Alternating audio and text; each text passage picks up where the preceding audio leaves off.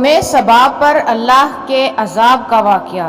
اہل سرسار کی ایک قوم جسے قوم سبا بھی کہا جاتا ہے، اللہ تعالیٰ کی بے شمار نعمتوں کے اندر زندگی گزار رہی تھی۔ یہ قوم ایک عجیب تہذیب و تمدن کی مالک تھی۔ حضرت داؤد علیہ السلام اور حضرت سلیمان علیہ السلام کی باعظمت حکومتوں کے بعد ان کی حکومت زبان زد خاص و عام تھی۔ کہا جاتا ہے کہ یہ لوگ گندم کے مغز سے آٹا پیس کر روٹیاں پکاتے تھے، لیکن اس کے برعکس وہ اس قدر اسراف کرنے والے اور ناشکرے تھے کہ انہی روٹیوں کے ساتھ بچوں کا پاخانہ صاف کرتے تھے۔ استغفر اللہ۔ بعد ازاں ان آلودہ روٹیوں کو اکٹھا کرنے سے ایک پہاڑ بن گیا تھا۔ پھر ایک صالح شخص نے وہاں سے گزرتے ہوئے ایک عورت کو دیکھا جو روٹی کے ساتھ بچے کے پخانے کے مقام کو صاف کر رہی تھی۔ اس شخص نے عورت سے کہا، تیرے اوپر افسوس، خدا سے ڈر، کہیں ایسا نہ ہو کہ خدا تیرے اوپر اپنا غضب ڈھائے اور تجھے اپنی نعمتوں سے محروم کر دے۔ اس عورت نے جواب میں مذاق اڑایا اور مغرورانہ انداز میں کہا، جاؤ جاؤ، گویا کہ مجھے بھوک سے ڈرا رہے ہو۔ جب تک سرسار جاری ہے مجھے بھوک سے کسی قسم کا کوئی خوف نہیں۔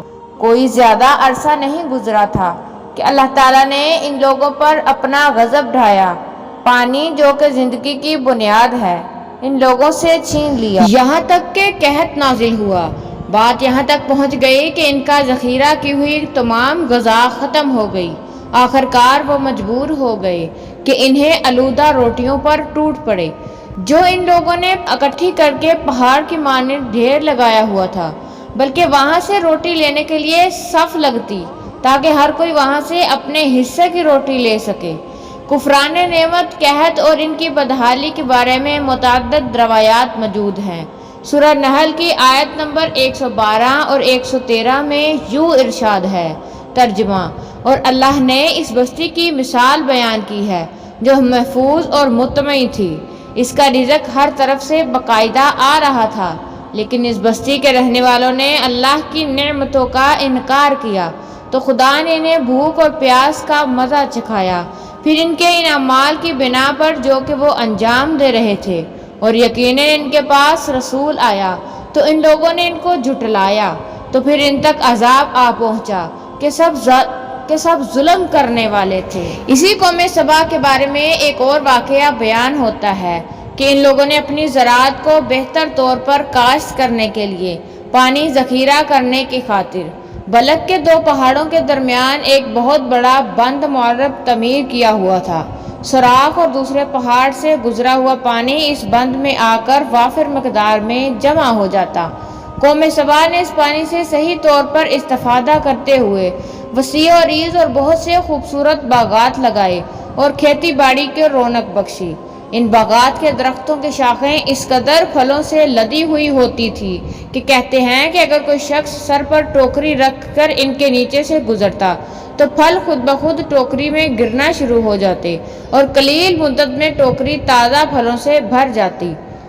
لیکن نعمتوں کی کثرت نے ان کو شکر کرنے کی بجائے سرمست اور غافل کر دیا، یہاں تک کہ ان کے درمیان بہت بڑا طبقاتی نظام وجود میں آ گیا۔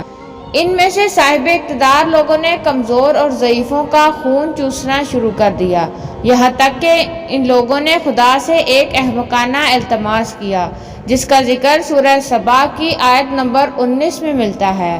انہوں نے کہا، خدایا ہمارے سفروں کے درمیان فاصلہ کر دے۔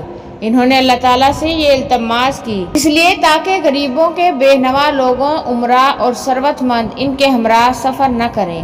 ان کی خواہش یہ تھی کہ آبادیوں کے درمیان خشکی ہو اور فاصلہ بہت زیادہ ہو تاکہ تہی دست اور کم آمدنی والے لوگ ان کی طرح سفر نہ کر سکیں۔